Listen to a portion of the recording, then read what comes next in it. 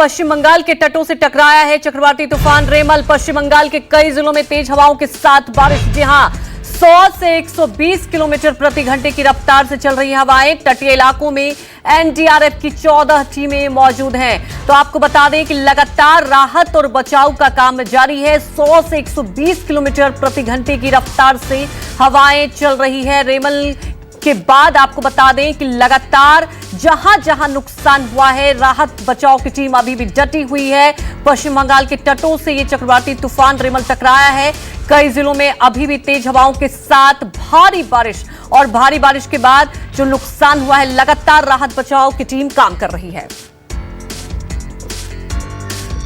पश्चिम बंगाल में चक्रवाती तूफान रेमल का सबसे ज्यादा असर पड़ा है और जिस तरह से हवाओं की गति 90 से 110 किलोमीटर की गति से, और जिस तरह से देखें कि लगातार जो पश्चिम बंगाल में करीबन यहाँ पे 30 से 40 जगहों पे काफी नुकसान हुआ है। इंटाली में एक छत गिरने से एक व्यक्ति की मौत हो चुकी है। और वहीं पे कह सकते हैं कि पश्चिम बंगाल के जो तटीय इलाके हैं, सुंदरबन है, यहाँ बकखाली है, गंगा सागर है, दीघा है, वहां पे समुद्र के जो जल है काफी बढ़ चुके हैं। मछुआरों को जिस तरह से लगातार मना किया गया था कि वो मछुआरे समुद्र तट के न यहाँ पे करीब जाए, मछली ना मारे।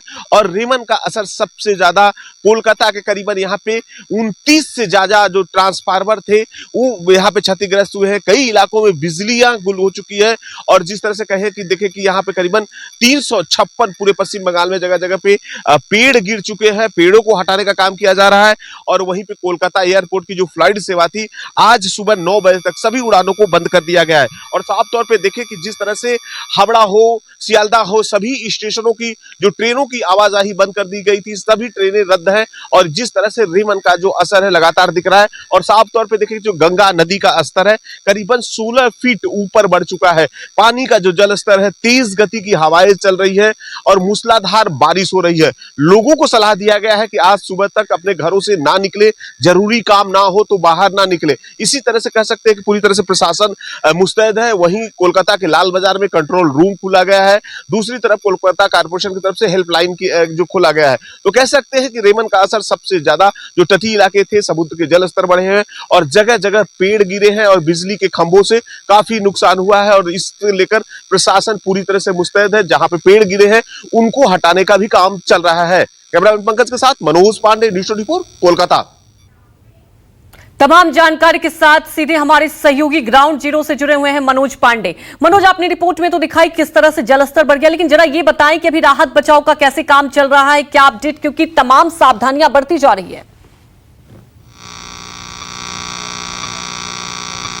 जी बिल्कुल, देखिए जिस तरह से कह सकते हैं कि अब सुबह से 9 बजे के बाद से फ्लाइट सेवा को सुचारू रूप से चालू किया गया है, लेकिन सभी फ्लाइटें डिलेड है। दूसरी तरफ हावड़ा और सियालदा की बात करें तो ट्रेनों की आवाजाही को सुचारू रूप से शुरू किया गया है, लेकिन ट्रेनें काफी जो रेल लाइन के पटरियों पे जल जमा हुआ है। दूसरी तरफ देखें कि हम जब कोलकाता की सड़कों की बात करें तो सड़कों पे किस तरह से देखिए जल जमा हुआ है। लगातार आवाजाही तो लोग कर रहे हैं, लेकिन कहीं ना कहीं जो तेज गति की हवाएं चल रही हैं, मूसलाधार बारिश हो रही है। कोलकाता के ऐसे कई जगहों पे जहां पे देखें कि जो पेड़ थे, पेड़ें गिर चुकी हैं, उनको हटाने का काम चल रहा है। लगातार राहत कार्य, बचाव कार्य चल रहा है। लोगों को यह कहा जा रहा है कि जिस तरह से लोग सुरक्षित अपने घरों से जब जरूरी काम है तभी बाहर निकले, क्योंकि देखिए 12 से 1 बजे तक यहाँ पे जो स्थिति है ऐसे ही सामान्य नहीं हो पाएगी। तेज बारिश हो रही है। तो कहा जा रहा है कि जो लोग हैं अपने कामों पे यहाँ पे निकल चुके हैं जिनकी जरूरत है, लेकिन सभी जगहों पे कोलकाता के ज्यादातर सड़कों पे जल जमा हुआ है। उनको जल की निकासी के लिए कोलकाता कारपोरेशन की तरफ से यहाँ पे व्यवस्था किया गया है, जल किस तरह से निकासा जाए। और दूसरी तरफ देखिए कि जो पेड़ गिरे हुए हैं, लगातार जो एनडीआरएफ की टीम है, कोलकाता कारपोरेशन है, उन पेड़ों की कटाई कर रही है। और मुख्यमंत्री ममता बनर्जी की तरफ से पहले से ही यहाँ पे जिस तरह से कंट्रोल रूम खोला गया था कि जो लोगों को दिक्कतें हैं या असुविधा है वो कंट्रोल रूम से।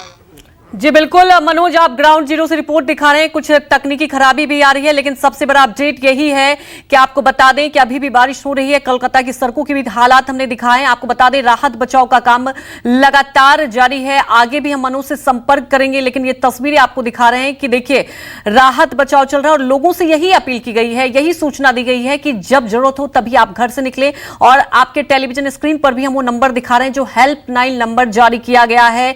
कोई भी परेशानी है तो इस हेल्पलाइन नंबर पर कॉल करके परेशानियों को दूर किया जा सकता है। और आपको बता दें कि कई इलाकों में अलर्ट भी जारी किया गया है। जी हां, पश्चिम बंगाल के कई इलाकों में, खासतौर पर तटीय इलाकों की बात की जाए तो वहां आसपास के इलाकों को भी खाली कराया गया। और ये देखिए, तस्वीरें भी लगातार हम आपको दिखा रहे हैं कि एनडीआरएफ की टीम लगातार राहत बचाव का काम कर रही है।